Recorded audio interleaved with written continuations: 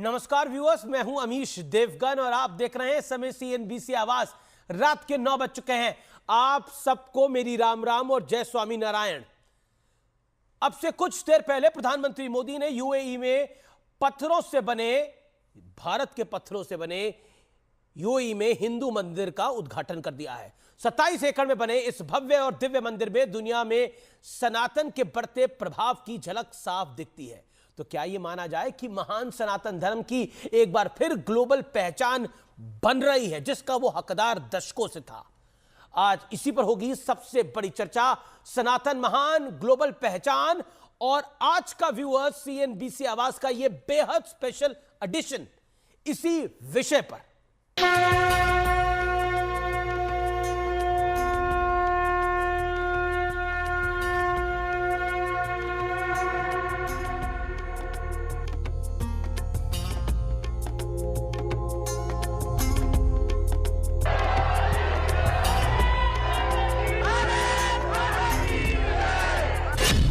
सनातन का ग्लोबल डंका।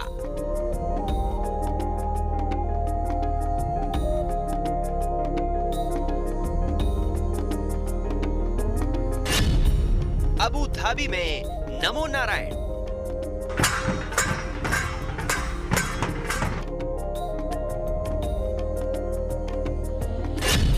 पीएम के हाथों मंदिर का उद्घाटन।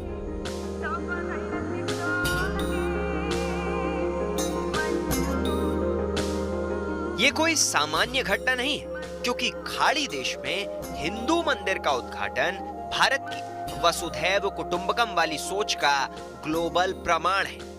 सोता हुआ सनातन जाग रहा है। सोया हुआ सनातन चैतन्य है, सजग है। वो वक्त कुछ अलग था, ये वक्त कुछ अलग है। देखिए, आज का दिन बहुत सुखद दिन है हर भारतीय के लिए, हर भारतवासी के लिए और हर अप्रवासी भारतीय के लिए भी ये गर्व का विषय है। ये शताब्दियों का नहीं, सहस्राब्दी के गर्व का विषय है। ये भी अनोखा संयोग है कि मात्र 1 महीने के भीतर पहले अयोध्या में रामलला की पूरी भव्यता और दिव्यता के साथ प्राण प्रतिष्ठा हुई और इसके बाद अबू धाबी में मंदिर का उद्घाटन हुआ। साल 2015 में उनके सामने आप सबकी ओर से यहां अबू धाबी में एक मंदिर का प्रस्ताव रखा, तो वो तुरंत एक पल भी गंवाए बिना उन्होंने हाँ कह दिया।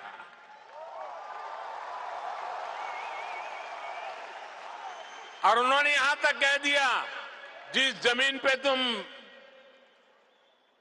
लकीर खींच लोगे वो मैं दे दूंगा। तो आज सबसे बड़ा सवाल यही है कि क्या मोदी राज में सनातन का सुनहरा दौर आ गया है? इसी पर होगी देश की सबसे बड़ी चर्चा, भारतीय संस्कृति की ग्लोबल क्रांति।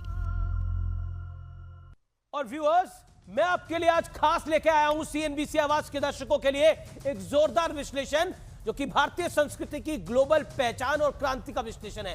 फैक्ट नंबर 1, फरवरी 2024, मोदी राज में किसी खाड़ी देश में पहले भव्य हिंदू मंदिर का उद्घाटन। Fact number 1। फैक्ट नंबर 2 की तरफ चलते हैं।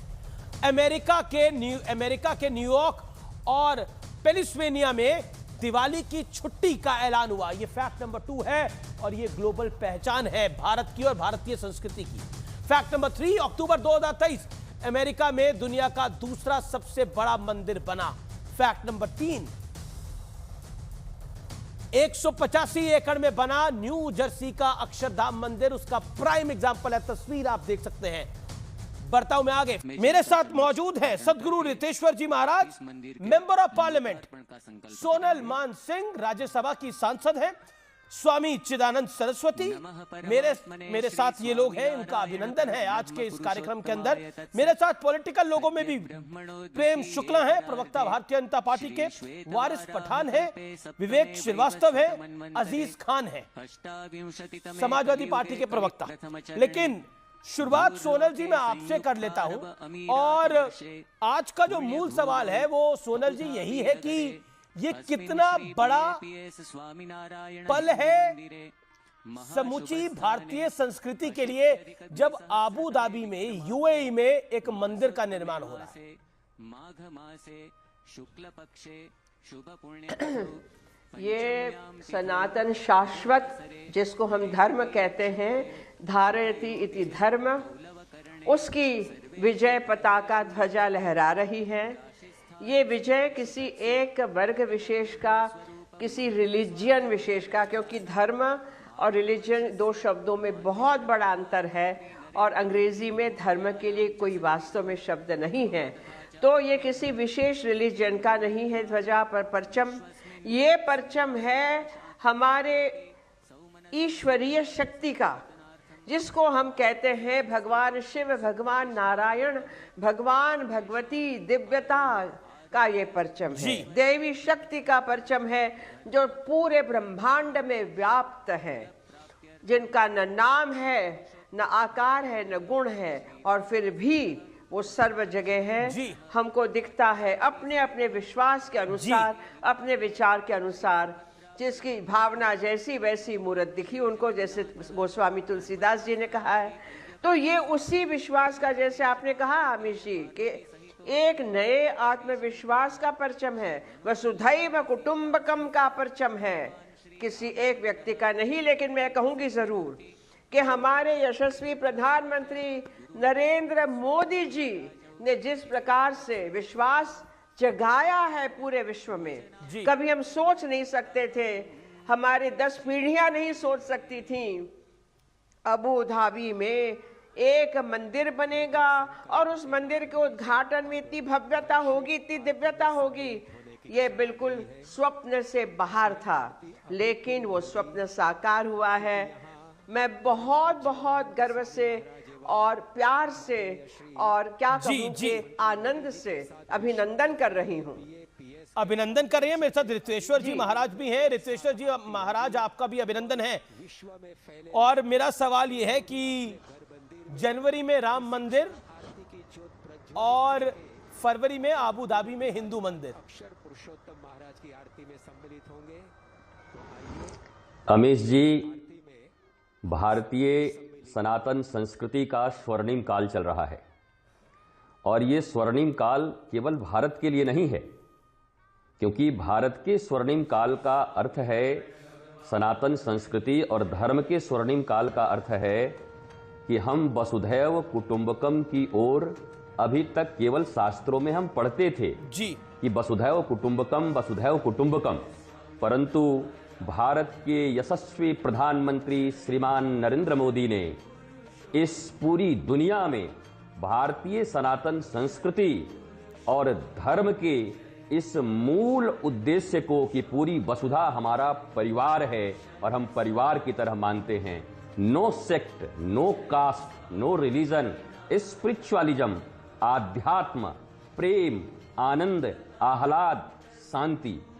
अजी आज के इस वैश्विक परिदृश्य में यूएई में, अबू धाबी में इस प्रकार से जैसे राम मंदिर का उद्घाटन हुआ, प्राण प्रतिष्ठा हुआ, आज उस जगह पर इस विराट सनातन संस्कृति के मंदिर का, जो वहां से पूरी वसुधा के लिए एक संदेश प्रकाश कर रही है, और प्रधानमंत्री आज ग्लोबल लीडर नहीं, ग्लोबल पीस लीडर के रूप में बैठे हुए हैं। वो ग्लोबल शांति लीडर के रूप में बैठे हुए हैं, और वो चारों तरफ ये संदेश दे रहे हैं कि हम किसी के विरोधी नहीं, हम सबको गले लगा रहे हैं। और मैं यूएई के भी सुल्तान को, वहां के सभी अधिकारियों को और सरकार को धन्यवाद देता हूं, और वहां के लोगों को कैसा एकता दिखाई पड़ रहा है, कैसा एकता दिखाई पड़ रहा है।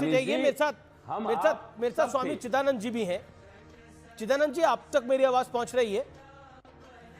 चिदानंद जी, आपको मैं राम राम भी कह रहा हूं और जय स्वामी नारायण भी कह रहा हूं, लेकिन आपके पहले शब्द क्या है? ये अद्भुत नजारा देखकर राम मंदिर की प्राण प्रतिष्ठा में हमारी मुलाकात हुई थी, और ये राम जी का सौजन्य ही कहिए, तब भी सोनल जी मेरे साथ थी, रितेश्वर जी महाराज भी बाद में आए, और आप भी हमारे साथ जुड़े थे सरयू के तट पर। देखिए प्रभु, मुझे तो लगता है कि आज जो ये एक नई मशाल जली है, जी, मुझे लगता है कि ये नई मशाल एक नई मिसाल कायम करेगी और इसके लिए मैं भारत के ऊर्जावान यशस्वी प्रधानमंत्री जी का अभिनंदन करना चाहता हूँ। कमाल है, वाह, what a man of mission. और आज उन्होंने करके दिखाया। लोग कहते थे मोदी है तो मुमकिन है, मैं तो कहता हूँ मुझे तो ये भी आज कहने का मन है कि हिज हाइनेस अपने शेख मोहम्मद बिन जायद जी, उनके लिए भी कहूँगा कि वे हैं तो ये मुमकिन हो सका है। ये भी बहुत ज़रूरी है समझना, क्योंकि अगर वो हाँ ना करते पहले ही दिन 2015 में जैसे ही आदरणीय भारत के प्रधानमंत्री जी वहाँ गए, बात हुई, उनका ये कहना कि जहाँ हाथ रख दोगे, जहाँ लकीर खींच दोगे, वहीं हम ज़मीन दे देंगे। मैं समझता हूँ ये उनकी उदारता का परिचय है और ये जो उदारता उन्होंने दिखाई है, और आज उसी उदारता के कारण 9 वर्ष के अंदर अंदर ये आज इतना भव्य विशाल मंदिर बनकर तैयार हुआ है। इसके लिए मेरे पास शब्द नहीं है, अवर्णनीय है, अलौकिक है, अद्भुत है, अतुल्य है ये दृश्य जो आज मैंने देखा है।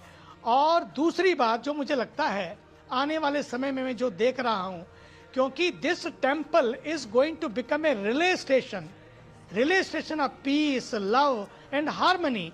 People are going to take a message. लोग संदेश लेंगे यहाँ से कि अगर ये दुबई में, अबू धाबी में हो सकता है, तो पक्का मानिए अब धीरे धीरे बाकी देशों में भी लोग कहेंगे यहाँ कुछ डरने की बात नहीं है, यहाँ कुछ भय की बात नहीं है। सच यार, हिंदू तो बड़े कमाल होते हैं, सनातनी तो अद्भुत होते हैं, भारतीय तो अद्भुत होते हैं।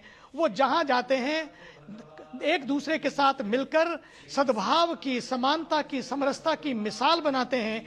जिस देश में काम करते हैं उस देश को भी आगे बढ़ाते हैं और अपने वतन को भी नहीं भूलते हैं। भारत के प्रधानमंत्री जी अपने वतन की मिट्टी की खुशबू लेकर गए। जी, बहुत बहुत सुंदर और बड़ी अद्भुत बातें आप हमेशा करते हैं। लेकिन मैं दर्शकों के मैसेज मुझे आ रहे हैं कि स्वामी चिदानंद हमारे साथ हैं, तो वो क्या कहना चाहेंगे इस मौके पर, एक चौपाई के रूप में, एक छंद के रूप में, या किसी गीत के रूप में, या किसी भजन के रूप में। मुझे लगता है, मैं तो ये कहूँगा कि आज जो ये मौका मिला है जी, ये मौके बार बार नहीं मिलते हैं, और ये मौका जो मिला है और दिया गया है भारत के प्रधानमंत्री की वजह से और हमारे शेख मोहम्मद बिन जायद की वजह से। मैं उनके लिए यही कहना चाहूंगा, कभी कभी मेरे दिल में ख्याल आता है, गा के कहो तो गा के सुनाओ, वैसे कहो तो वैसे सुनाओ, जो आपका मन करे स्वामी जी। कभी मेरे दिल में ख्याल आता है जी, तुम्हें जमीन पे उतारा गया है भारत के लिए। मुझे तो ऐसा लगता है कि ये एक डिवाइन डिजाइन है। भारत के प्रधानमंत्री जी जहां भी जाते हैं, मैंने पहली बार जो अमेरिका में गए, मैंने वहां यूनाइटेड नेशन के बाद जो कार्यक्रम वहां देखा, फिर समाज ने, पूरे विश्व ने हाउडी उसमें देखा, फिर लंदन में देखा, और मैं अब देख रहा हूं कि आप जब वहां पहुंचे 1 लाख लोगों ने रजिस्ट्रेशन कराया। 60,000 लोगों की जगह है, लेकिन लोगों को रजिस्ट्रेशन नहीं मिला, हजारों लोग बाहर खड़े रहे। और ये हमारे देश के यशस्वी ऊर्जावान प्रधानमंत्री की ये बात, क्योंकि उनके दिल में प्यार है, उनके मैं व्यूअर्स आपके साथ एक चीज साझा करना चाहता हूं। मैं स्वामी नारायण संस्था के साथ वर्षों के साथ जुड़ा हुआ हूं, इनके कई कार्यक्रम मैंने देखे हैं। स्वामी नारायण संस्था जो है, ब्रह्मविहारी स्वामी जी या प्रमुख स्वामी जी, ये लोग इतने बड़े और दिव्य काम कर रहे हैं जिसकी कोई कल्पना नहीं कर सकता। बच्चों की पढ़ाई लिखाई से लेकर इलाज तक सब कुछ देखते हैं। इसके अलावा मेरा यह सौभाग्य रहा कि मुझे 100वें वर्ष में जाने का, खास तौर पर स्वामी जी के 100वीं वर्षगांठ पर जाने का एक मौका मिला। अहमदाबाद में एक भव्य कार्यक्रम हुआ था। उसके बाद मेरा ये भी सौभाग्य रहा कि मुझे ये इस कार्यक्रम, अबू धाबी का जो ये हिंदू मंदिर बन रहा है, इसके उद्घाटन में भी जाने का एक भव्य न्योता मिला। किसी कारणवश मैं यहां पर हूं, क्योंकि मैं अपने कर्म को यहां पर कर रहा हूं, मैं जा नहीं पाया, लेकिन ये मेरा सौभाग्य रहा। सोनल मानसिंह मेरे साथ हैं स्वामी जी, मैं उनका भी रुख करता हूं, फिर मैं बाकी मेहमानों के पास भी जाऊंगा। लेकिन सोनल मानसिंह, चिदानंद जी हमारे साथ बैठे हैं, वो कुछ गुनगुना रहे थे, आप भी हाथ खड़ा कर रही थी। क्या कहना चाहती हैं और क्या पूछना चाहती हैं चिदानंद स्वामी जी से आप? नहीं, मुनि जी को तो मैं बहुत वर्षों से पहचानती हूँ और उनके साथ कैलाश मानसरोवर की यात्रा भी मैंने की है और कैलाश के अष्टपथ पर उन्होंने मेरा नृत्य भी करवाया है, जो अपने आप में अद्भुत एक, मैं क्या कहूँ। लेकिन मैं तो चिदानंद सरस्वती मुनि जी को हाथ जोड़ के इतना ही कहूँगी कि नमस्ते सते ते जगत कारणाय, नमस्ते चिते सर्वलोकाश्रयाय, नमो अद्वैत तत्वाय मुक्ति प्रदाय, नमो ब्रह्मणे व्यापिने शाश्वताय। तो अब हम शाश्वत की बात कर रहे हैं, सनातन की बात कर रहे हैं और मैं उनके शब्दों में शब्द मिला के, रितेश्वर महाराज जी के शब्दों में शब्द मिला के इतना ही कहूँगी कि ये पूरे विश्व में ये संदेश फैल रहा है और इस संदेश को फैलाने में हम सबकी भूमिका छोटी बड़ी, नृत्य संगीत के द्वारा, संदेशों के द्वारा, कार्यक्रम के द्वारा चलनी चाहिए। मेरा विश्वास है कि हमें भी मौका मिलेगा वहाँ जाकर कुछ अपनी नृत्य सेवा देने का। मैं तो यही कहती हूँ कि कलाकारों को भी जोड़ा जाए सब में, बस मेरी तो यही इच्छा है कि दुनिया भर के कलाकार वहाँ आए, क्योंकि रसिकता के भगवान प्रिय हैं। जी मेरे साथ चिदानंद जी भी हैं, मैं उनका रुख कर लेता हूँ। चिदानंद जी, एक सवाल जो कि मन की गहराइयों से है। कुछ लोग कहते हैं कि अगर यूएई में ऐसा हो रहा है तो भारत को भी सीखना चाहिए। उन लोगों को आप क्या कहना चाहते हैं? भारत के लिए भी एक मैसेज है, सेकुलरिज्म एक मैसेज है। बात तो ये है, निश्चित रूपेण मैसेज है कि लोगों के सारी जो शंकाएं थी, सारे उनको दूर कर दिया सुल्तान ने, ये दिखाकर कि यस, अगर मन में उदारता हो, मन में खुले विचार हो, मन में आपसी प्यार हो, तो सच मानिए कि कुछ भी संभव है। और इसलिए मुस्लिम जगत के जितने लोग हैं, मैं तो उन देशों को कहूंगा और अपने यहाँ के जो सारे देवता हैं जिनको जगह जगह शक होता है, शिकवे होती हैं, शिकायतें होती हैं, ये संदेश है उन सब के लिए, आओ मिलकर, जैसे हमारे वहाँ के शेख मोहम्मद बिन जायद ने, हिज हाइनेस ने कदम बढ़ाए हैं एकता के, प्यार के, एकजुटता के, मोहब्बत के।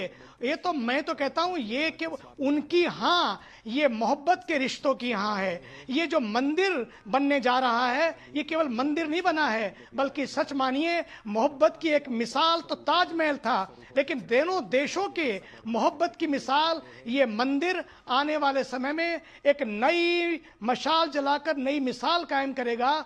और उसके लिए मैं तो युवाओं को भी कहना चाहूँगा कि देखो भाई, जैसे युवा संत हमारे जो हैं, जिस तरह से वहाँ पूज्य स्वामी नारायण संस्था के काम कर रहे हैं, मैंने उस संस्था को पहले मंदिर से देकर आज तक के मंदिर को हमेशा मैं गया हूँ, भूमि पूजा हो या फिर उनका उद्घाटन हो। अब भी मैं 19 तारीख को जा रहा हूँ समापन पर।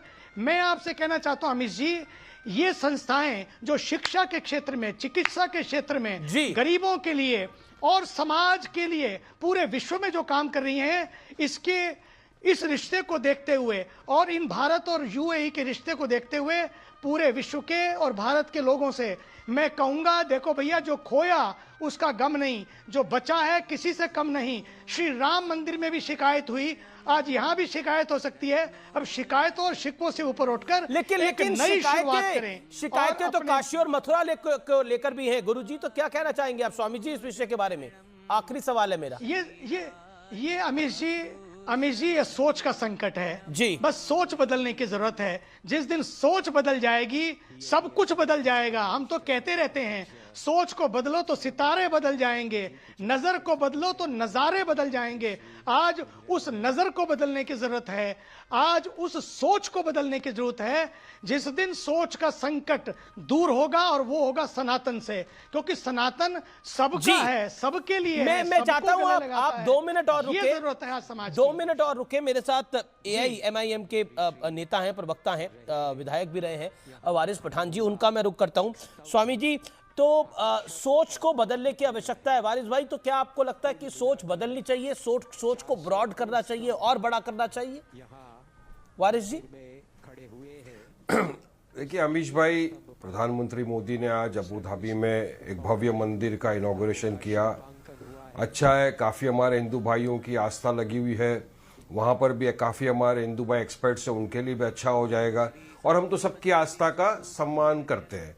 अब प्रधानमंत्री मोदी जी तो हमारे देश भारत के प्रधानमंत्री हैं और वो हमेशा सबकी बात करते हैं, सबका साथ, सबका विकास, सबका विश्वास की बात करते हैं।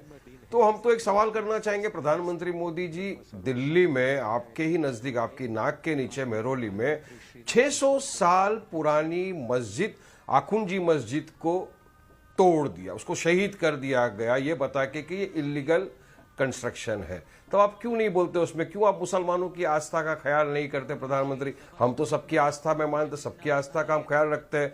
हल्द्वानी के अंदर कोर्ट के अंदर मैटर चालू था, मैटर पेंडिंग था, उसके पहले ही जाके 8 फरवरी को वहां पर एक मस्जिद को शहीद कर दिया गया। पता चल रहा है कि आप मस्जिद में से कुरान शरीफ भी निकालने नहीं दिया, आपने जाके वहां पे डिमोलिशन कर दिया। ठीक है, तो प्रधानमंत्री जी आप क्यों नहीं रोकते इन सारी चीजों को? हिंदुस्तान भर के बहुत बड़ा दिन है, आज बहुत बड़ा दिन है। जी जी जी, इलीगल बना के तो जी हम तो चाहते प्रधानमंत्री जी रोके। स्वामी चिदानंद जी अक्सर चर्चाओं में नहीं बैठते, मैंने आज उनसे एक सवाल भी है प्रधानमंत्री जी जी जी स्वामी चिदानंद अक्सर चर्चाओं में नहीं बैठते।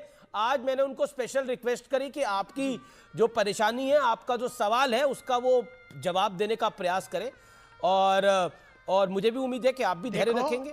ओके चिदानंद जी, देखिए वारिस भाई, मैं अपनी बात कंप्लीट कर दूंगा। जी जी एक मिनट, वारिस भाई इत्मीनान से आपको मौका दूंगा मैं आगे। ऐसा नहीं है कि चिदानंद जी आपके सवाल का जवाब नहीं देंगे अगले का, रुकिए थोड़ी देर के लिए। चिदानंद जी, वारिस भाई एक ही बात कहूंगा, आज बसंत पंचमी का अवसर है। बसंत का मतलब है बस अंत।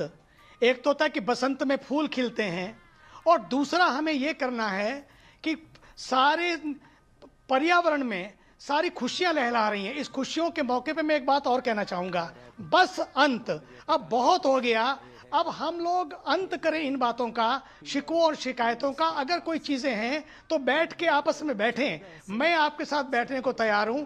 मैं तो क्योंकि हमेशा मोहब्बत की बात करता हूं, आपको मालूम है। हम लोग बैठें। अगर ये पहला सबक है किताब खुदा का, कि ये पहला सबक है किताब खुदा का कि मखलूक सारी है कुनबा खुदा का, यदि ऐसा है, हम लोग मिलकर कौन सी मस्जिद को शहादत किया, नहीं किया, क्या अतिक्रमण था या अवैध था, इन सब बातों को बैठकर आपस में सुलझा लें। कभी ये चर्चा का विषय नहीं बनेगा।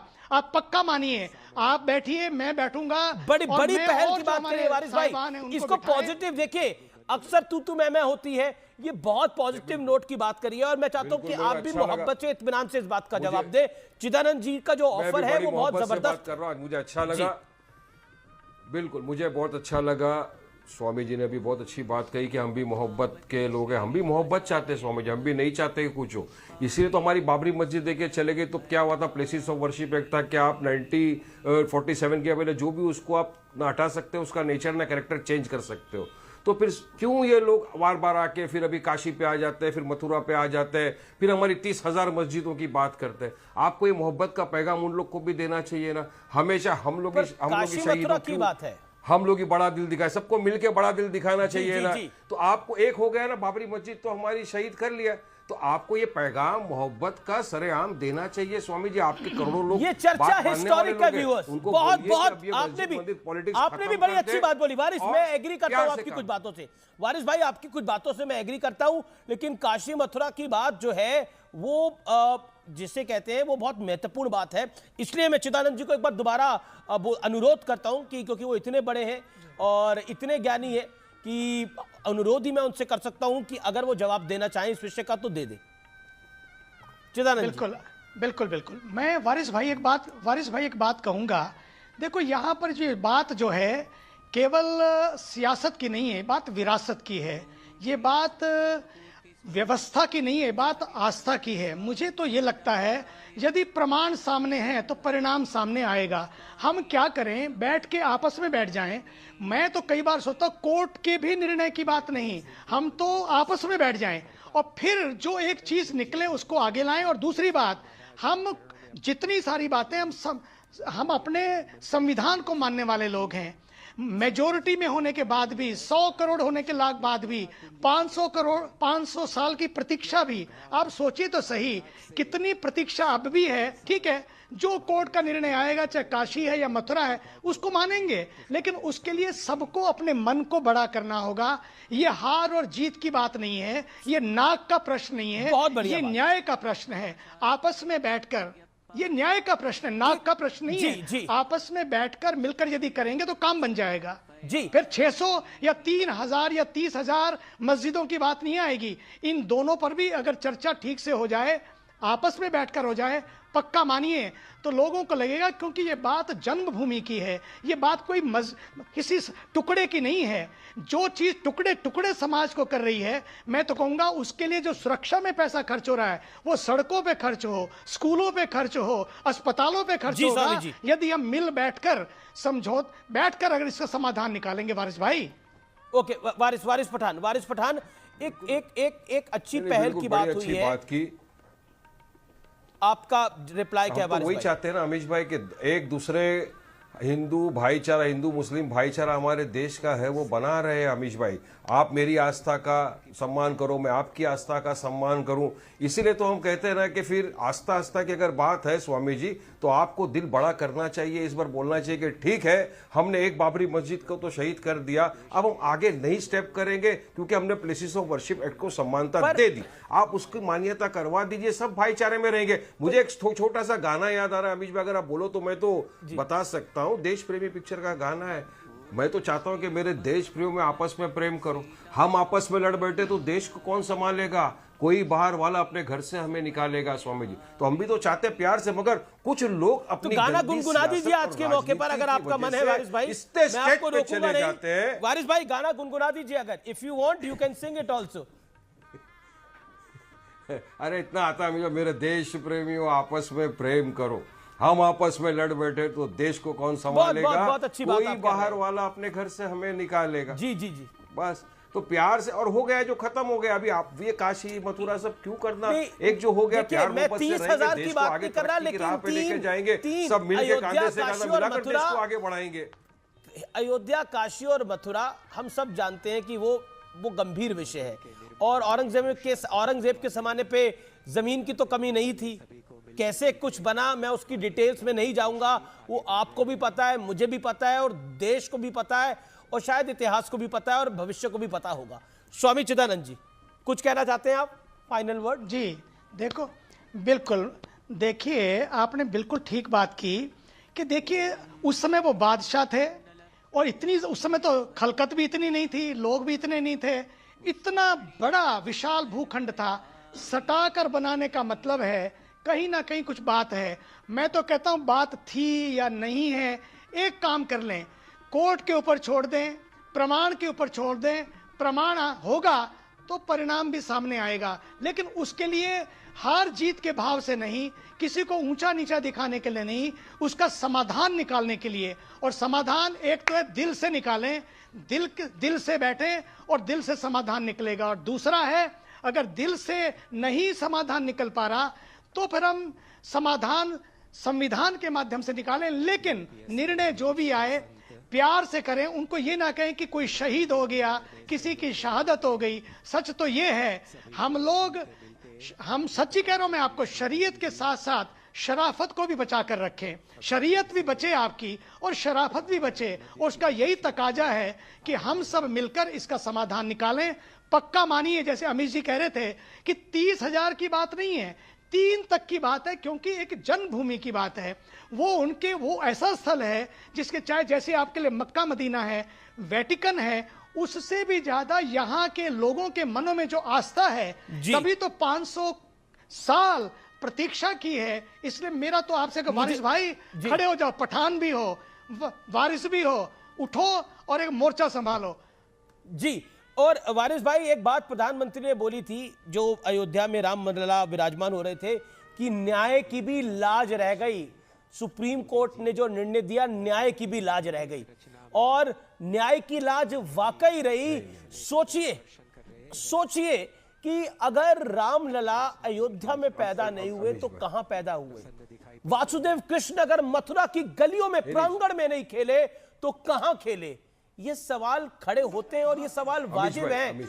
एक पूरा पक्ष इसके लिए बहुत, जैसे कहते हैं, लंबे अरसे से प्रतीक्षा कर रहा है।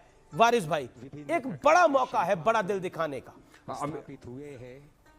अमीश भाई, देखिए आपने दिल की बात करी, बिल्कुल पहले भी तो हम दिल दुखा चुके हैं। अभी आपने देखा अमीश भाई कि किस तरह से आपने ही बताया, कोर्ट की बात आपने निकाली सुप्रीम कोर्ट की, तो स्वामी जी भी यहाँ बैठे हुए, आप भी, मैं बताना चाहूंगा स्वामी जी, कोर्ट का जो जजमेंट आया ना बाबरी के केस में, तो सुप्रीम कोर्ट ने उसमें कहा है कि कोई भी मंदिर को तोड़ के मस्जिद नहीं बनाई है, प्रमाण नहीं मिले।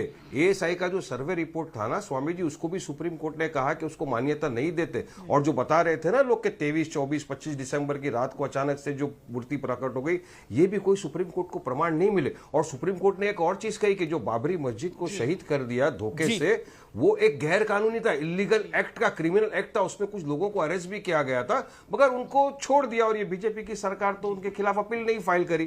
तो इस वक्त हमारी मेजोरिटी के जो भाई है, इनको बड़ा दिल दिखाना चाहिए, बड़ा दिल करके बोल देना चाहिए ठीक है हमारी एक मस्जिद तो चले गई रे बाबरी, अब हम आगे से कुछ नहीं करेंगे और प्लेसेस ऑफ वर्शिप एक्ट 1991 को पूरी मान्यता देंगे। ये अगर बोल दिए तो सोचिए कितना अच्छा वातावरण। मोहब्बत को फैलाइए, एक दूसरे से गले मिल कर रहिए, बहुत बहुत अच्छी बात है, यही तो हम चाहते हैं ना। वारिस भाई मुझे इतना कहना है, देखो मैंने एक बात कही कि दो की बात में प्रमाण सामने हो, जो भी हो, और जो प्रमाण होंगे उसका परिणाम सामने आएगा और हम सब मिलकर उसको स्वीकार करेंगे। और इसकी पक्की बात मान के चलो, अगर हम लोग मिल बैठकर कर लेंगे तो इन दो में ही बात होकर पहले एक हो गया, दो ये हो जाएगा, तो बात बहुत आगे नहीं जाएगी। मैं तो चाहता हूं अपने मिलकर प्यार से इसका समाधान निकालें, पक्का मानिए, एक नया इतिहास कायम करो, एक नई मशाल जलाओ, एक नई मिसाल कायम करो और बात बन जाएगी। बात बहुत नजदीक आ चुकी है और उस नजदीक में दूरियां ना बढ़ें, ऐसे फैसले आए जो फासले ना बढ़ाएं।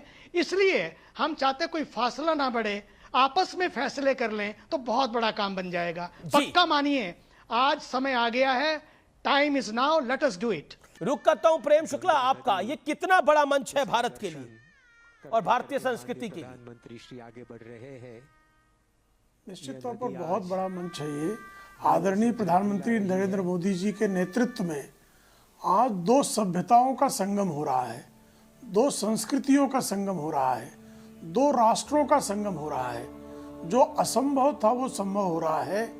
एक इस्लामी राष्ट्र में जिस तरह से सनातन की परंपरा का स्वर्णिम काल का जो उदय हुआ है, जिस तरह से वहाँ भव्य दिव्य मंदिर का निर्माण और लोकार्पण हो रहा है, जिस गरिमा के साथ जो है वहाँ के शेख ने मंदिर के लिए जिस तरह से उन्होंने भूखंड आवंटित किया और जिस तरह से वहाँ अत्यंत रिकॉर्ड समय में जो है मंदिर का लोकार्पण हुआ, वो भारतीय संस्कृति और संयुक्त अरब अमीरात की संस्कृति के संगम का स्वर्ण काल है। यह निश्चित तौर पर मानवता, भारतीयता और सौहार्द संस्थापित करने का एक स्वर्ण काल है। ये विवेक श्रीवास्तव, भारतीय संस्कृति का ये स्वर्ण काल है, इसका आनंद तो आपको भी हो रहा होगा। नहीं, देखिए 1958 में पहला मंदिर दुबई में बना था, हिंदू मंदिर, और नेहरू जी ने जाकर के ना तो वीडियो ऑप्स कराए थे, ना फोटो ऑप्स कराए थे, और ना ही जो है उसका इतना कोई प्रसारण किया था। स्वामी रितेश्वर जी महाराज स्पिरिचुअलिटी की बात कर रहे थे। आध्यात्म स्पिरिचुअलिटी में और रूढ़िवादिता में, रिचुअल्स में बहुत बड़ा फर्क होता है। प्रेस फ्रीडम के इंडेक्स में आपकी रैंकिंग 161 है। कैरावैन की स्टोरी को धमकी दे रही है ministry of information and broadcasting, और जो आपका प्रेस ट्रस्ट है वो उसके खिलाफ बोल रहे हैं। तो ये तो देश का हाल है। ये अभी धर्मांधता चल रही है, इसको चलने दीजिए। जिस दिन ये धर्म की अफीम उतरेगी और क्यों परेशान है, मतलब मैं जानने की कोशिश कर रहा हूं कि भारत की सनातन संस्कृति को ग्लोबल पहचान अगर मिल रही है, विश्व इसका डंका मान रहा है, तो आपको परेशानी क्या है? जी, मुझे परेशानी ये है कि ये एक सेकुलर कंट्री है, इसके अंदर आप ये तो अपनी कंट्री में ही नहीं हो रहा है, ये तो बाहर हो रहा है। कम्युनिटीज को ये तो बाहर के देश में हो रहा है जहां पर लोकतंत्र नहीं है। मैसेज और टाइमिंग सारा इलेक्शन को लेकर के है। यहाँ पे स्वामी चिदानंद जी अभी बोल रहे थे, मैं सिर्फ 5 सेकंड लूंगा अमीश भाई जी। ये आप मान के चलिए, उन्होंने बोला मथुरा काशी, उसके बाद फुल स्टॉप। विश्व हिंदू परिषद से तो पहले परमिशन ले लें, बजरंग दल से तो परमिशन ले लें, आरएसएस से तो परमिशन ले लें, तब वारिस पठान को बोले ना जी कि हम तैयार हैं। ठीक है, मैं कुछ प्रयास करता हूं कि आपको जी मैं प्रयास करता हूं कि आपको जवाब प्रेम शुक्ला से दिलवाऊं। प्रेम शुक्ला 30 सेकंड में जवाब। जी देखिए, जो लोग जो हैं लगातार विचारांधता के अफीम को चाटे पड़े हैं, उनको भारतीय सनातन संस्कृति के स्वर्ण काल पे कितनी पीड़ा हो रही है आप देख रहे हैं। विवेक श्रीवास्तव की छाती फटी जा रही है, वह मंदिर का निर्माण क्यों हो गया, नहीं आप अबू लोगों ने धाबी भी की धरती पर कैसे हो गया। मैं विवेक श्रीवास्तव की पीड़ा को समझता हूं, आप लोगों ने भी कमाल करा। आपने भारत में राम मंदिर बना दिया और अब अबू धाबी में हिंदू मंदिर बनवा दिया। अब इसके बाद कल्की धाम बन जाएगा संभल के अंदर, उसका पत्थर रखा जाएगा। अब विवेक श्रीवास्तव की परेशानी स्वाभाविक है जी। हाँ, तो इसी तरह ये परेशानी इनकी बढ़ती जाएगी। हर नए मंदिर के निर्माण के साथ भारतीय संस्कृति की स्वर्ण पताका के फहराने के साथ साथ लगातार इनका कलेजा फटता चला जाएगा। लगातार जो है इनका जो दर्प है, जो वामपंथ के नाम पर इस्लामी चरमपंथ को पालने का जो इनकी पीड़ा है, मैं अजीज खान से इसका जवाब ले लूंगा। अजीज खान, तो भारतीय संस्कृति का डंका बज रहा है और डंका बज रहा है भारत का, डंका बज रहा है भारतवर्ष का, लेकिन आपको शंका क्यों है? ये धरती रामकृष्ण की धरती है। ये दर्शन का क्रम संपन्न करने के बाद अब माननीय प्रधानमंत्री। वाह भाई अमीश भाई, बहुत शानदार। अभी प्रेम शुक्ला जी ने कहा कि दो सभ्यताओं का मिलन है, दो संस्कृतियों का मिलन है। निश्चित तौर पे है, बिल्कुल मैं इस बात को एडमिट कर रहा हूं। और एक बात अमीश भाई समझिए कि मैं मुबारकबाद देना चाहूंगा वहां के हिज हाइनेस शेख मोहम्मद बिन जायद को, कि जिन्होंने कौमी इत्तेहाद और आपसी भाईचारे को इस कदर बढ़ावा दिया कि उन्होंने इस बात को सच साबित कर दिया कि आओ एक पेड़ ऐसा लगाया जाए सबके आंगन में जिस पेड़ का साया जाए। वाह वाह। हर हिंदू, हर मुसलमान, जिसमें दोनों हो शरीक, एक रथ ऐसा मेरे दोस्त चलाया जाए। मेरे ख्याल से इस बात को हम सबको समझना चाहिए। हमारे देश के प्रधानमंत्री महोदय को भी समझना चाहिए, उनको बड़ा दिल दिखाना चाहिए। क्या कि समझना आज जिस चाहिए? तरह इस मुल्क में एक नफरत सेकंड का माहौल है, हमारे देश को क्या समझना चाहिए इससे? उनके देश में पहला हिंदू मंदिर बन रहा है। एक सेकंड अजीज भाई, थोड़ा रुक जाइए, थोड़ा ब्रेक लगाइए। हम आप कह रहे हैं हमें उनसे सीखना चाहिए। उनके मुल्क में पहला हिंदू मंदिर बन रहा है। हमारे यहाँ पर ऑफिशियल आंकड़ा है 3 लाख से ज्यादा मस्जिद है, 35,000 से ज्यादा चर्च है, और हमारे यहाँ पर रेलवे और आर्मी के बाद अगर सबसे ज्यादा जमीन है तो वक्फ बोर्ड की जमीन है। हमें सीखना चाहिए उनसे? हमें क्या सीखना चाहिए, या उन्हें सीखना चाहिए हमसे? अरे अमीश भाई, अरे हम वासुदेव कुटुंबकम में बिलीव करते हैं। अगर 72 के 72 फिरके इस्लाम के कहीं पाए जाते हैं तो भारतवर्ष में पाए जाते हैं। दूसरा कोई दुनिया में मुल्क हो तो बता दो अजीज भाई, बताओ आप ये बात। हमें सीखना चाहिए। अरे सर हमारे यहाँ पे राजा राम का, प्रभु राम का, मर्यादा पुरुषोत्तम राम का मंदिर 550 साल बाद बनता है, वो भी कोर्ट से परमिशन मिलने के बाद। हमें सीखना चाहिए। ये बात आप सोच भी कैसे सकते हैं? ये बात आप महसूस भी कैसे कर सकते हैं? ये बात आप बोल भी कैसे सकते हैं? इस बात पे आपत्ति है। ये जो फर्जी सेकुलरिज्म है उसने इस देश को 70 साल से ज्यादा बर्बाद किया है। और अगर मैं 70 साल की बात ही नहीं करता जी, 100 साल पीछे जाइए, 200 साल पीछे जाइए, 300 साल पीछे जाइए, 500 साल पीछे जाइए। कब किसी ने किसी को तोड़ा? सर सुन ले, जिसने तोड़ा वो सब जानते हैं। इसलिए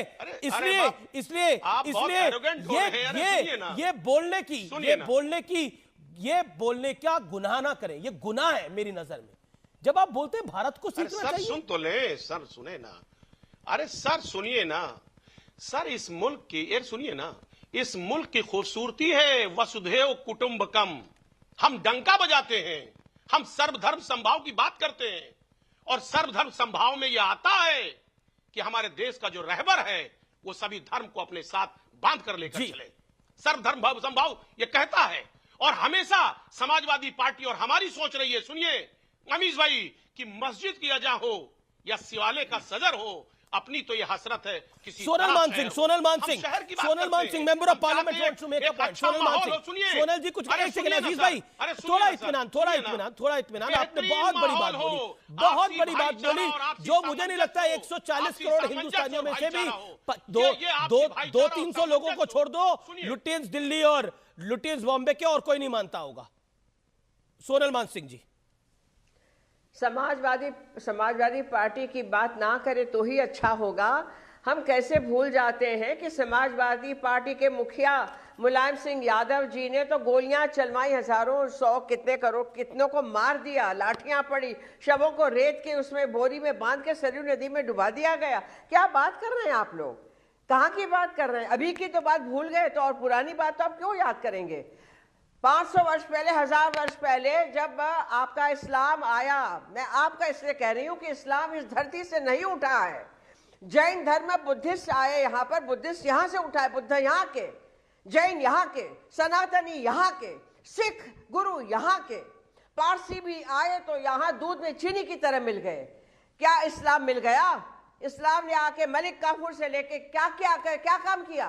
तोड़ने का काम किया, कत्ल करने का काम किया, रेप और बलात्कार का काम किया, महिलाओं को ले जाके बेचने का काम किया। 8 दिन तक ये चल रहा है। आप कहेगा कौन सी बात कर रहे हैं? माफ कीजिएगा मुझे, मैं ऐसे गुस्से नहीं होती हूँ, लेकिन जब ये मैं बातें सुनती हूँ तो मुझे सुना नहीं जाता मेरे से। बिल्कुल बेकार की, बेतुकी, बेमानी बातें हमें नहीं करनी चाहिए। इतिहास गवाह है, इतिहास गवाह है। ओके, अजीज भाई बोलिए आप। देखिए मैडम गुस्सा हो रही हैं। अरे यही इस मुल्क की खूबसूरती है कि आपस में मिल के रहो, और ये समाजवादी पार्टी का संदेश रहा है। लेकिन हम कहना चाहते हैं कि जो आपस में नाइत्तेफाकियां पैदा की जा रही है, भाई से भाई को जुदा करने की कोशिश की जा रही है, ये देश को तोड़ रहा है। ये नहीं होना चाहिए। ये समाजवादी पार्टी की सोच है, और आज तमाम बातें हो रही हैं। ठीक है, वक्त हो चला एक ब्रेक का, लेकिन ब्रेक के उस पार